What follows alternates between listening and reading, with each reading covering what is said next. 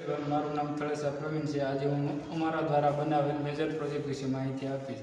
તે અમારા મેજર પ્રોજેક્ટનું title electromechanical IDMT relay testing kit for over current protection માટે છે. આ કિટ બનાવવાનો હેતુ રિલેને ટેસ્ટિંગ કરવાનું અને ઓવર કરંટ પ્રોટેક્શન સમજાવવાનું છે. હવે હું આ કિટમાં ઉપયોગી કમ્પોનન્ટ વિશે માહિતી આપીશ. આ છે એમસીબી, જેનો ઉપયોગ ઓવર કરંટ પ્રોટેક્શન માટે કરવામાં આવેલ છે. ઓન અને ઓફ પુશ બટન, તે કિટને શરૂ અને બંધ કરવા માટે ઉપયોગમાં લેવામાં આવેલ છે. આ ઓટો ટ્રાન્સફોર્મર, તેના મદદથી આપણે વોલ્ટેજને સ્ટેપ અથવા સ્ટેપ ડાઉન કરી શકીએ છીએ. ને આઇસોલેટ સ્વિચ, જે ટોગલ સ્વિચ છે, જે બે પોઝિશનમાં થાય છે. રિલેને આઇસોલેટ કરવા માટે તેનો ઉપયોગ કરેલ છે. ને આ જે આઈડીએમટી ઇલેક્ટ્રોમિકેનિકલ રિલે છે કે જેનું ટેસ્ટિંગ કરવાનું છે.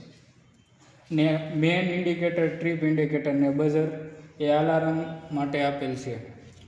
એમીટર એ જ્યારે રિલેમાંથી કરંટ પસાર થાય છે તેને માપવા માટે આપેલ છે. અને ટાઈમરનો ઉપયોગ રિલે કેટલી સેકન્ડમાં ઓપરેટ થાય છે તેથી તેમાં જોઈ શકીએ છીએ.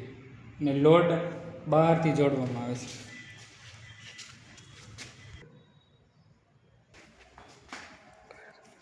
હવે હું આ કિટ કેવી રીતે કાર્ય કરે છે તેની વિશે માહિતી આપીશ. સૌપ્રથમ આઈડીએમટી રિલેમાં પ્લગ સેટિંગ અને ટાઈમ સેટિંગ સેટ કરવામાં આવે છે. ત્યારબાદ તે રિલેને સપ્લાયથી આઇસોલેટ કરવામાં આવે છે. ત્યારબાદ કિટને શરૂ કરીશું.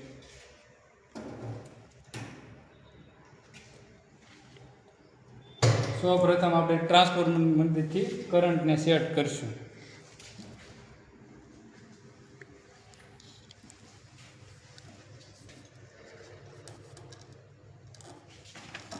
અત્યારે આપણે આ ટેસ્ટિંગ કરંટ 3.6 રાખેલ છે. કેમ કે જો પીએસએમ 50% હોય તો રિલેના 2.5 ઉપર જાય ત્યારે રિલે ઓપરેટ થશે. હવે કિટને બંધ કરીશું અને રિલે થ્રુ કરંટ પાસ કરીશું.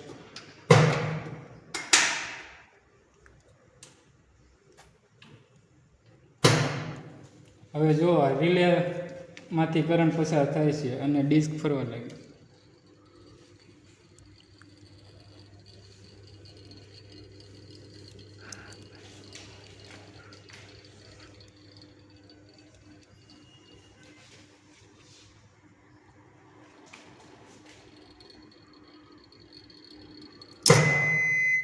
જોઈ શકો છો કે જ્યારે રિલેના ફોલ્ટ કરંટ રિલેમાંથી પસાર થાય છે ત્યારે રિલે ટ્રીપ થાય છે અને ટ્રીપ ઇન્ડિકેશન અને બઝર વાગવા લાગ્યું.